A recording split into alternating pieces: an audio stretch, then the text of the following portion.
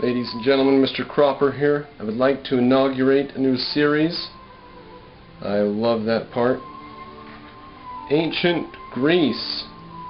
We're going to start off with The Greek Way by Edith Hamilton. Just a few quotes to get us motivated. Why should we study Greece? What's so important about Greece? From chapter 2 here, a little bit about Egypt. You know about Egypt, right? The pyramids. While Egypt submitted and suffered and turned her face toward death, Greece resisted and rejoiced and turned full face to life. Learn more as we go through all the videos. In Greece, quote, the joy of life found expression, end quote. Quote, the Greeks were the first people in the world to play, and they played on a great scale. All over Greece there were games, all sorts of games, athletic contests of every description, racehorse, boat, torch races, contests in music, where one side outsung the other, in dancing on greased skins sometimes to display a nice skill of foot and a balance of body, games where men leaped in and out of flying chariots, games so many one grows weary with the list of them.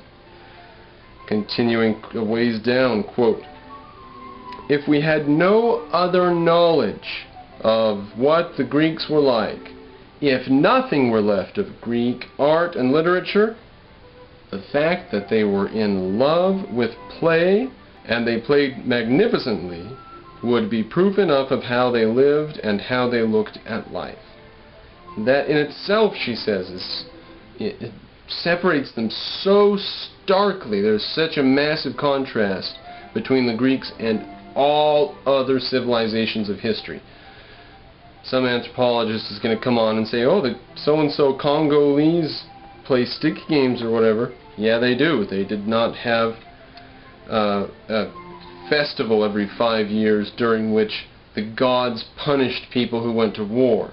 War was illegal every 5th year, and they convened for the Olympic Games.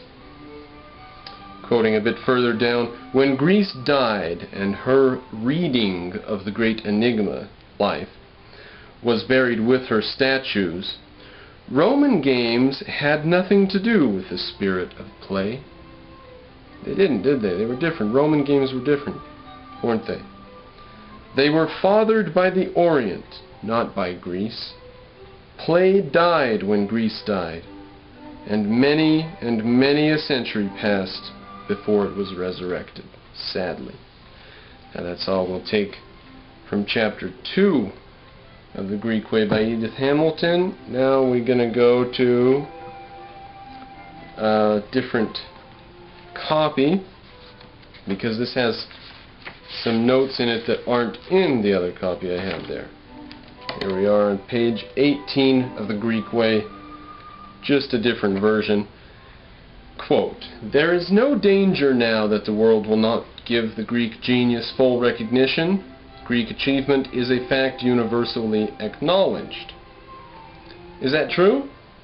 Do you know about ancient Greece? The causes responsible for this achievement, however, are not so generally understood. Now, is that true that you learned in school that ancient Greece is the most valuable society in all of history, but they didn't teach you why it's so valuable? Is that true? Because that was Edith Hamilton's experience. Now, she was an old woman in 1950. She published her first book after she turned 70 years old. So, she's from an earlier age. Her experience in schooling comes from well over a century ago. But that was her experience. Everybody knows the Greeks were important, it's just we've forgotten why. Today, people don't think the Greeks are important.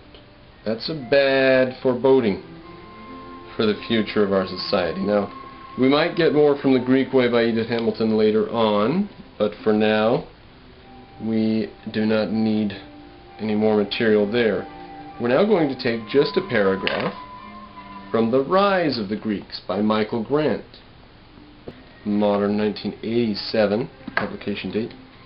The ancient Greeks are so significant that they demand to be studied in their own right, and not merely as forerunners of ourselves. In other words, you don't just study them to know the history of who we are. You study them because of what they are. They're just self-contained awesomeness that you have to look into.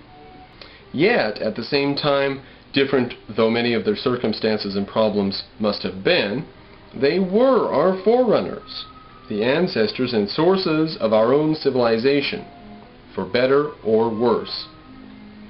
The numerous statements that were made a century ago and less to the effect that this was so have stood the tests of the intervening years. Certainly, we nowadays have a much wider knowledge about other and remoter forerunners, from Sumeria, Mesopotamia, and Syria onwards. But what we learn about them fails to diminish our knowledge about the Greeks.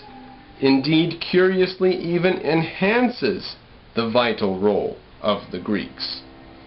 So, he's saying that over a century ago, when archaeologists were putting it all together and when people were saying they were the first, they were the most important, they were the earliest, they were the big guys, they were the ones, it hasn't been proven wrong since. It continues to be the case, and, he says, the more we learn about other cultures, the more we realize Greece is the big daddy. There isn't another culture. By going out and studying, you learn about Greece. Then you're like, wow, if Greece existed, there must be a dozen other fantastic cultures. And then the next 55 cultures you study, and the next 20 time periods of history you study, you're like, whoa, the Greeks have something special. What do the Greeks have, ladies and gentlemen? What do they have? So studying other civilizations enhances the vital role the Greeks play.